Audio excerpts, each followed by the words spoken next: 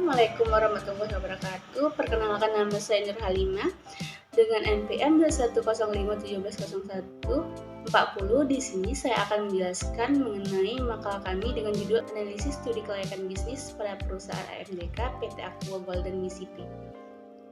Sejarah awal pendirian Aqua Group didirikan oleh almarhum Tirto Utomo, warga asli Wonosobo pada tahun 1997. Tirto Utomo atau Kwang Siap Biao lahir di Wonosobo pada tanggal 9 Maret 1930. Ia meninggal dunia pada saat umur 64 tahun, tepatnya pada tanggal 16 Maret 1994. Dia adalah pengusaha Indonesia lulusan Fakultas Hukum Universitas Indonesia yang dikenal sebagai pendiri Aqua Golden Mississippi pada tahun 1973.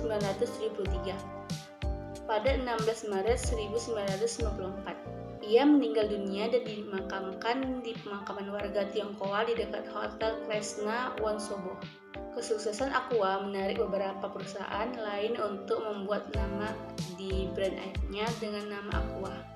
Bahkan jika kita berniat membeli air mineral kemasan botol, kita seringkali menyebutnya dengan sebutan Aqua.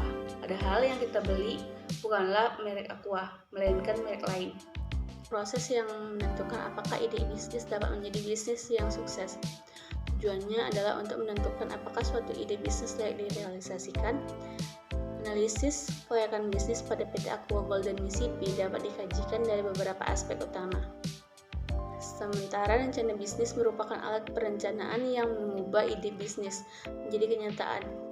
Rencana bisnis disusun berdasarkan studi kelayakan, tetapi memberikan gambaran yang lebih komparatif daripada studi kelayakan. Ada pun beberapa aspek yang penting pada perusahaan, yaitu aspek pasar.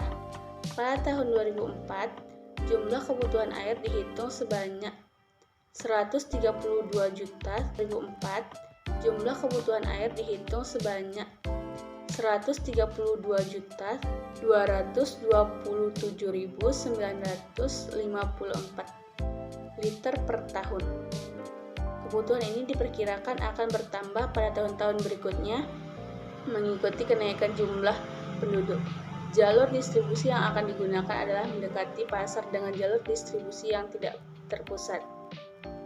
Agar mempermudahkan aktivitas distribusi dan meminimalkan biaya, maka kota ataupun kabupaten yang memiliki potensi padat akan memiliki satu distributor, sedangkan kabupaten yang pasar potensinya relatif rendah, jalur distribusi akan dipenuhi dari distributor terdekat dengan kabupaten tersebut. Selanjutnya, aspek pemasaran. Sasaran utama pemasaran produk ini adalah masyarakat dengan tingkat ekonomi menengah yang sering menggunakan produk air minum dalam kemasan gelas. Konsumen yang menjadi sasaran ini biasanya memiliki produk dengan harga rendah. Untuk memperkenalkan produk pertama kali, perusahaan akan melakukan promosi dalam bentuk sponsorship, kegiatan-kegiatan seperti event olahraga, seminar, musik dan seni, dan promosi pada media cetak, yaitu spanduk dan radio. Hal ini diperkirakan cukup efektif karena pada event-event tersebut dapat membelas banyak orang yang memiliki kebutuhan potensi, sedangkan untuk media cetak, spanduk, dan radio efektif untuk calon konsumen yang tersebar pada daerah sasaran yang luas, terutama di daerah pinggiran dan desa. Diharapkan dengan mendengarkan promosi produk ini, calon konsumen dapat mengetahui adanya produk baru. Baiklah, aspek selanjutnya akan dijelaskan oleh teman saya. Baiklah, saya akan menjelaskan tentang aspek manajemen dari perusahaan PT Aqua yang pada tahun 1979 yang awalnya itu berslogan air bersih, bening, dan bebas bakteri. Tirto Utomo mengubah slogan menjadi air sehat pada tahun 1983 dan mendongkrak penjualan menjadi 13 juta liter per tahun. Tirto menggunakan semua media untuk iklan seperti bus, taksi, televisi, radio, surat kabar, dan majalah aktif lainnya. dan juga mensponsori kegiatan baik itu berhubungan dengan olahraga maupun tidak. Aspek keuangan. Perhitungan biaya terdiri dari perhitungan biaya investasi, biaya produksi langsung, biaya tenaga kerja tak langsung, biaya overhead pabrik, dan biaya penyusutan. Biaya investasi meliputi biaya pendirian bangunan pabrik, biaya mesin dan peralatan produksi, serta perlengkapan kantor. Biaya tenaga kerja langsung merupakan upah tenaga kerja yang melakukan pekerjaan langsung berkaitan dengan lantai produksi. Biaya penyusutan atau depresiasi merupakan biaya yang dialokasikan selama umur ekonomis dari suatu investasi.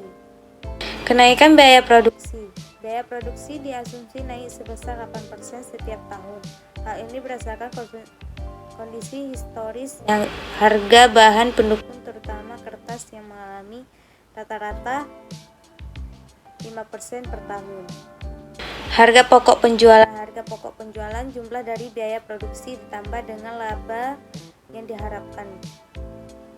Aspek ekonomi. Analisis manfaat proyek ditinjau di sisi ini yang dimaksudkan agar proyek yang akan dibangun memiliki nilai tambah hendaknya dapat dihitung secara kuantitatif. Dalam perhitungan tersebut agar lebih mudah dapat diasumsikan bahwa proyek dapat diproduksi dengan kapasitas normal. Sisi nilai investasi pertenaga. Kesimpulan berdasarkan analisis pengolahan dapat disimpulkan sebagai berikut. 1. Kelayakan berdasarkan aspek pasar. 2. Kelayakan berdasarkan aspek teknis. 3. Kelayakan berdasarkan aspek yuridis. 4. Kelayakan berdasarkan aspek lingkungan. 5. Kelayakan berdasarkan aspek finansial. 6. Saran berdasarkan analisis yang bermuara pada analisis aspek finansial tersebut di atas, sebaiknya perusahaan tidak melakukan investasi di bidang air minuman dalam kemasan karena investasi di bidang tersebut tidak layak. Modal tersebut akan lebih memberi keuntungan bila investasikan dalam bentuk tabungan.